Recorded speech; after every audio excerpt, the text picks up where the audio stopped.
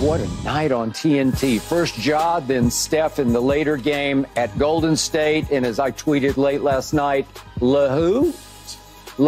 We didn't need him last night. And what a morning we're about to have here on Undisputed. Good morning to Keyshawn Johnson, Richard Sherman. And Keyshawn, I'm going to start with you. You did expect Ja to be a little rusty last night. How surprised were you by his welcome back performance? Well, the second half, obviously, is a different conversation than the first half. The first half, you know, you saw some flashes here and there, but he didn't go nearly off the way he did in the second half of that game, and particularly down the stretch. So, you know, I look, as the body of work of the entire game, a little surprised because he's been off for so long. But like you said, he's been putting in the work. He's actually practiced with the team. But it's not the real game in between the white lines on the court. No. So I just didn't expect. It's not that he couldn't do it. You just would think he would ease into it and kind of just get his feet wet a little bit. But when you look at some of the things that he was able to do, 3 go-ahead field goals with 90 seconds, all on isolated drives against Jones. Mm-hmm. He certainly took care. By the way, that guy is as good a perimeter defender as there is in the league. And he is as good a perimeter defender, like you said. And then when you think about 27 of his 34 points were in the second half. Yeah. So if you do the math, his first half wasn't that great. But, I mean, this is why he's probably one of the top 8 players in the NBA, I would say, somewhere in there, Skip. 8, I don't know where you rank him, but he's one of the top 8 players. If he's able to come back after missing 25 games and will his team to whatever seed in the playoffs, it could be a play-in game. Any seed. Any of those sort of things without Steven Adams, without Dylan Brooks. Yeah. And he's able to do this, his problem's not on the court. We all know what his problem is. Yeah, we do. It wasn't on the court. Yeah. And so I'm just happy for him. He seems to be in a good place. I'm just happy for him. Nothing more to say about it. Go, Richard. Yeah, I agree. I mean, I expected him to have a good game. I didn't expect him to have 34. Like Keyshawn said, I expected him to start the game kind of rusty because, you know, it's different. It's different speed with the lights on, different pace, different everything. You know, you got to get back in that rhythm. But he wasn't coming off an injury, so I did expect him to go and be productive throughout the game. He's one of the best drivers of basketball in the National Basketball Association. So he can get to the cup at will. His legs are fresh. He's motivated. He's pissed off. After the game, he said, I got receipts for everybody. Kept receipts. And so he kept receipts. Yep. So he's obviously aware and listening to the conversations that are being had about him and about his game and about, you know, people perhaps kind of surpassing him in the rankings of the NBA or in the NBA hierarchy. And he's used that as fuel to go off. And I got a feeling this is going to be like a revenge tour for him throughout this season where he's looking more and more motivated than ever to will his team back to the playoffs and do more individually. Man. I've just never seen anything quite like what I saw last night. And Keyshawn, to your point, there was a rust factor early on, and now you got a conditioning factor because this is NBA basketball. It's not college basketball. It's not high school basketball. It's at the highest level with the brightest lights on TNT, on the road, against the player who went number 1 ahead of you in that draft. We're going to get deeper into that in a few minutes here on the show. And I don't care how much you practiced. I don't care how many sprints you ran or whatever you did, whatever work you put in, it ain't this work. And I'm looking at this second half box, and I'm saying, wait, Ja Morant played almost 19 minutes in the second half. It's just hard because the stakes are getting higher and higher as you climb back into the game. They won the second half last night 74-53. 74-53 against a pretty good team, a team that's played pretty well so far, in their house, in their building, and you played far more than I think they had planned for you to play in the second half. Is that fair? Because I think Taylor Jenkins finally said, it looks good to me. You know, forget the minutes restriction or I got to rest you or whatever. He just let him play. In the fourth quarter, he brought him in at the 8:17 mark. So he played the last 8 minutes and 17 seconds of the game. In the last 7:15 of the game, he scored 14 points. And just real quick for those who might have missed it, could we see the 14 that he scored? It's 5 buckets in the paint and 4 free throws. Here's Ja. This is over the last, say, 7 minutes of the game. He got a little bit of a lucky bounce there, but usually your free throws might be a little rusty and shaky. No, he's just ripping them. And he's taking Herb Jones into the paint and just abusing him. And more free throws, no problem, no problem. And then he scores the 3 buckets in the last minute and a half. What he's doing there, Skip, is he's getting to a spot. Anytime he can get to a spot right there in the paint, he's elevating higher than what the defenders are. For Ja to be so small, he just, I don't know, his boosties are special. 6'2", I don't even know if he's 6'2", 6'1"-ish. Iverson-esque? Is he in that same ballpark? But AI, you know what? Yeah, but AI is taller than what you think. Okay, have he's you a stood small. next to him? AI is a 6'2" guy that everybody thinks is really small because he's around a bunch of trees. And it may be the same with Ja. It's probably the same for Ja. Okay, they do remind me a lot of each other because here's the point about Ja. The amazing impact he had. Remember, that team, 6-19 going into this game, had lost 5 in a row, had looked hapless and hopeless, had looked lost as a basketball team. Did they miss Dylan Brooks? Did they miss Stephen? They missed Ja. That's who they missed. And all of a sudden, in the third quarter, he scores 13, and they start to ignite, and they start to cut into the lead. And he scores his 14 in the fourth, and they get closer and closer and closer.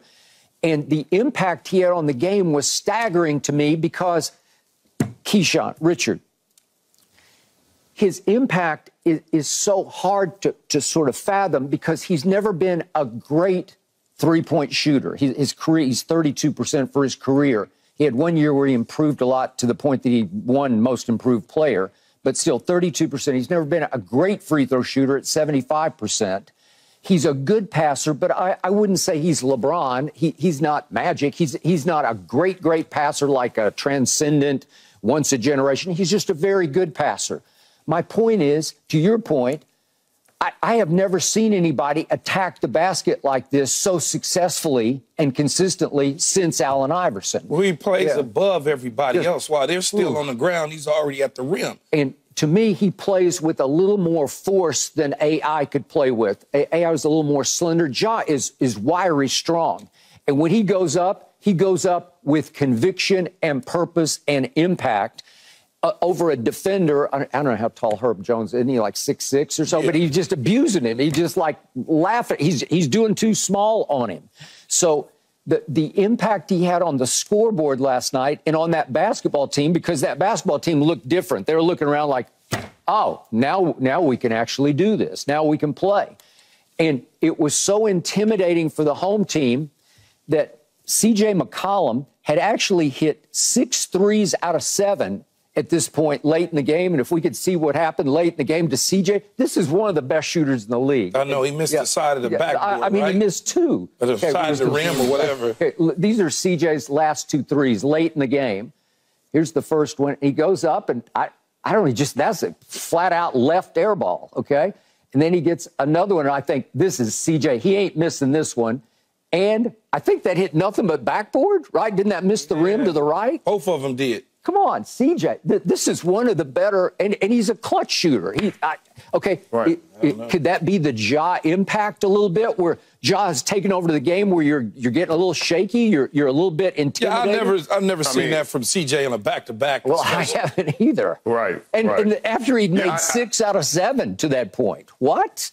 Yeah, I probably the Ja impact, but I mean, you got to think he puts pressure on both teams. He puts pressure, does. And I guess he relieves some of the pressure of his teammates, and he elevates them because they know that they have the best player back on their team, somebody they can depend on down the stretch. Clearly, in this situation, first game back, they give him the ball, and they get out of the way each and every time down the stretch because they know he can make it happen for him, whether he's going to get to the cup and make the basket or he's going to get fouled and make the free throws.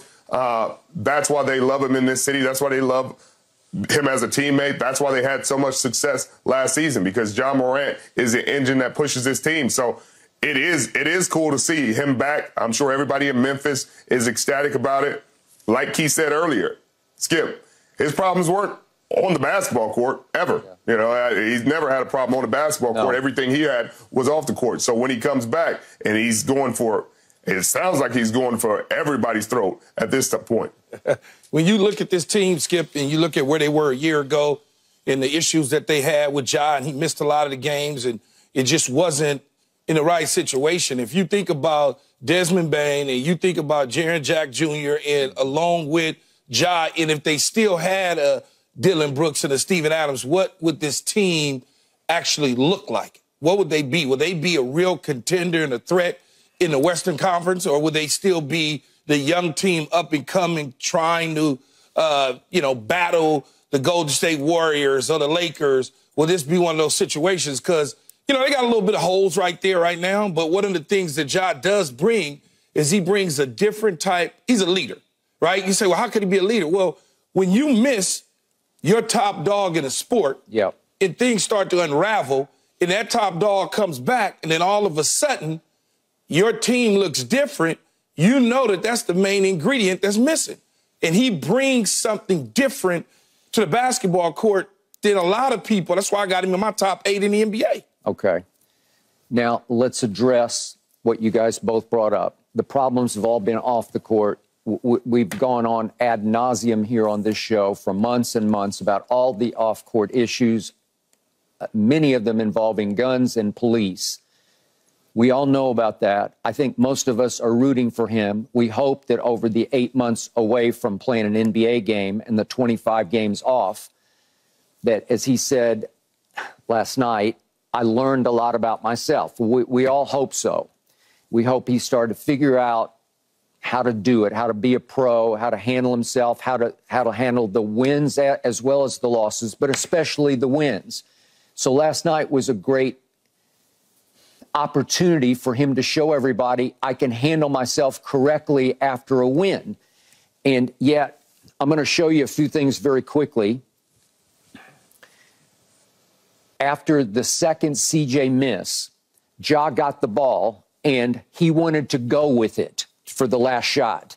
And his coach immediately calls a quick timeout, and Ja does not love it and wheels away from it in disappointment or whatever the emotion is. You can see it here. CJ misses badly.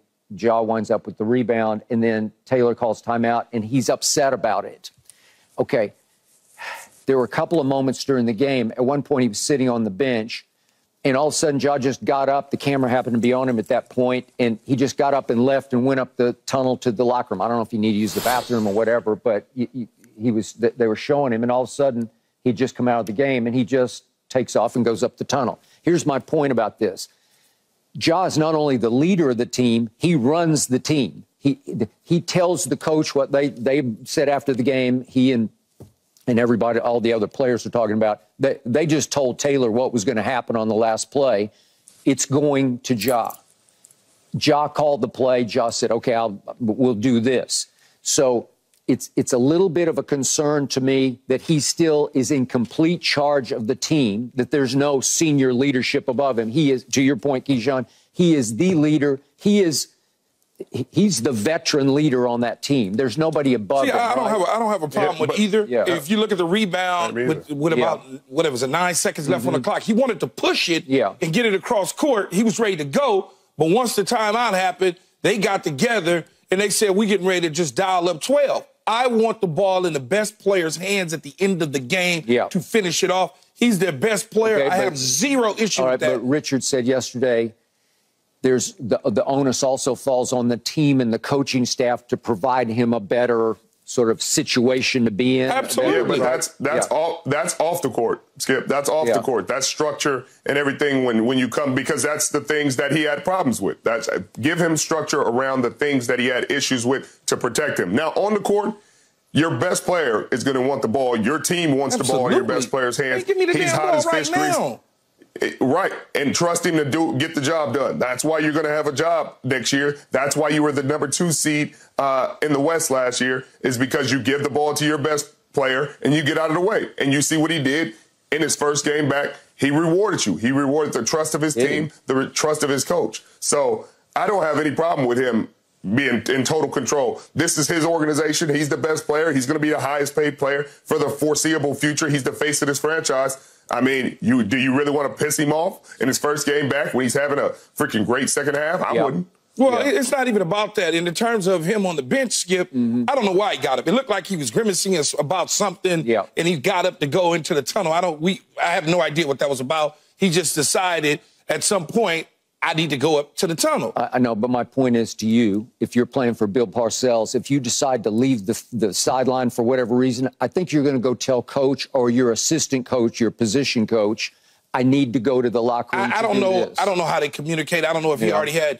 communicated to them or something. He had not. He just come out and sat. So whatever. I don't know. The point is he's in charge of the team. Yeah. Maybe for better or for worse. I don't know. All superstar players in the NBA are in charge of the team. Well, right, Skip? LeBron is in charge. Every superstar NBA player are in charge of the team. So the moment that they say, I don't know if I want to. Okay, you want $400 million, we'll keep you. They're in charge of the team. That's just the reality of it. Skip, all right. Skip. Go ahead. Jokic isn't going to the coach if he has to go to the locker room and he has to use the bathroom or whatever. They're not. These are grown men, and they're the faces of these franchises. They are not going and asking for permission. They just came out of the game. He knows I'm not going right back into the game. Skip. Yes, I think we're making it's not permission. It's just letting him know, communicating. Hey, I need to go do this. Yeah, I think at that point, I hate to jump all on you, Skip, but you're nitpicking now. No, I'm not. No, I'm just showing you after what he went through last year. Yeah, but all he did was got up, though. Okay. He didn't do anything. So let me nitpick some more here. Okay. All I read, I'm not close to the situation, but from a distance, all I read, there was reams written and talked about this, that he was surrounded by the wrong friends off the court, especially on the road. That even his father traveled with him on the road and had become something of an enabler for Ja's behavior because the father was having the time of his life along for a great ride and loves his son, but also loves the spotlight that he's in and all the money and the private planes and all that. It was a little concerning to me that as Ja left the court after that on-court interview that you saw with Stephanie Reddy, as he walked down toward the bench and then to the baseline, he was greeted by his father, who was in the front row on the baseline, and a bunch of his friends. And the one is the Devontae Pack. Again, I don't know him, but he got banned from the Memphis arena last year for his behavior during games there. And I'm thinking, Ja, did you change anything? And it looks like it's your same group of buddies from your past, your childhood friends. And that's okay. Again, it could be fine, but I'm just saying, Skip, are we going the right way? Here's what I would say about that. Yep. Having been a professional athlete, having been in his situations with childhood friends, surrounding themselves around me and me surrounding myself around them, we knew how to change our behavior so we didn't get in the situations. Okay. Hopefully. Well, last year they did not, right? Well, but these are young men trying to grow. So hopefully this time off of 2 months away from basketball will not only help Ja, but also help his dad and those around him grow up to understand if we want to eat lobster and steak, he's got to be all right. Because if we mess it up, we're not going to be able to eat lobster and steak and fly private and drink and do it. We're not going to be able to do that. Agreed. Because he's the bread. We got to take care of the breadwinner. Got to. That's just the reality of it. Richard knows these conversations, especially communities that we come from, are had a lot, man, where your friends are always looked at a certain way. There was a conversation a couple years ago when the great Phil Jackson criticized the people over at LeBron's camp about being hanger-ons and stuff. Meanwhile, they're some of the most successful black men in America. They are at the top of the list. Both of them. So you can grow through certain adversity even though you're not on the court with him. Yeah. No, I hear you. Richard, you want to say? And you can't... Yeah, you can't expect him to just disappear, Skip. I mean, these are the people that he was raised with. These are the people. This is his dad, first off. I mean, his dad. His dad has been in the picture. His dad's going to stay in the picture. Now, could his dad be a little bit more mature and be a little bit, do a little better to protect his son and hey, hold him accountable and tell him what he needs to hear? Sure. I'm sure he's starting to do that. But for me to nitpick that he's on the sideline in his son's first game back after suspension, not that's him. called support. I'm more concerned about the friends. I know I went through it in my life because I came from a pretty rough neighborhood, and I had some friends who were not cool. And once I rose up into some prominence, some limelight, I just had to cut ties because it doesn't work anymore. So at some point, maybe you just say, okay, maybe that won't work. Maybe I got to do arm's length. Some people do that, Skip, and some people try to, hey, you know what? I'm not going to leave you behind. I'm going to teach you the journey. We're going to go through this together. We're going to grow. I'm going to get you better. You're going to learn to be a professional. You're going to learn to be a businessman just as I'm learning to be a businessman and a professional, and you're going to elevate. And I think that's probably what he's doing. So he's not going to just leave his friends behind and abandon the people that he grew up with. Some people do. Some people don't. You know, Skip, you say as you kind of rose a little bit, it's okay to just say, once I became that guy. That guy. You get it. It's okay to say it, Skip. Yeah. We get it. Once you became that guy, you had to, lead homies behind. Yeah, I'm just riding your coattails right now. That's what I'm trying to do. All right, last quick point, Richard. You brought it up. I kept receipts, said Ja. We'll get deeper into this later in the show. But, again, slightly concerning to me because I don't want Ja to think of himself as the victim of what happened. The man who kept the receipts runs your league, and his name is Adam Silver. He kept a whole bunch of receipts, and you better be careful with his receipts because you got to respect them, and you got to play off them, and you got to honor them because, look, Ja has impressed me before because look what he did after his second year in this league. He did not shoot the three very well, and he went into the lab, if whatever you want to call it, in the offseason. He worked his little tail off to learn to shoot threes. And in his third year, he improved from about 30% up to 34%. It doesn't sound like a huge leap, but it was so impressive. His scoring went way up by 5 points a game. He won most improved player. Well, if you can do that on the court, you can do it off the court too. And we all want to see him be most improved off the court going forward. Yes. Because you don't think he can be the face of this. At some point, LeBron's going to walk into the sunset. At some point, it'll be up to Ja. He's obviously the face of this team. He needs to be one of the faces of this league going forward. And maybe in 4 or 5 years, he could be the face of this league, right? With a Laker uniform on, that So you want him to be that'll certainly work well with that Laker uniform on. Right. All right. Purple and gold, it just works. Yeah, it does. It just works. All right, up next, I have to talk about this. I want to hear what Keyshawn and Richard have to say about this because Jerry Jones complimented and congratulated his coaching staff for Sunday's debacle at Buffalo. Are you kidding me, Jerry? Here we go. Y'all need to stop using "here we go."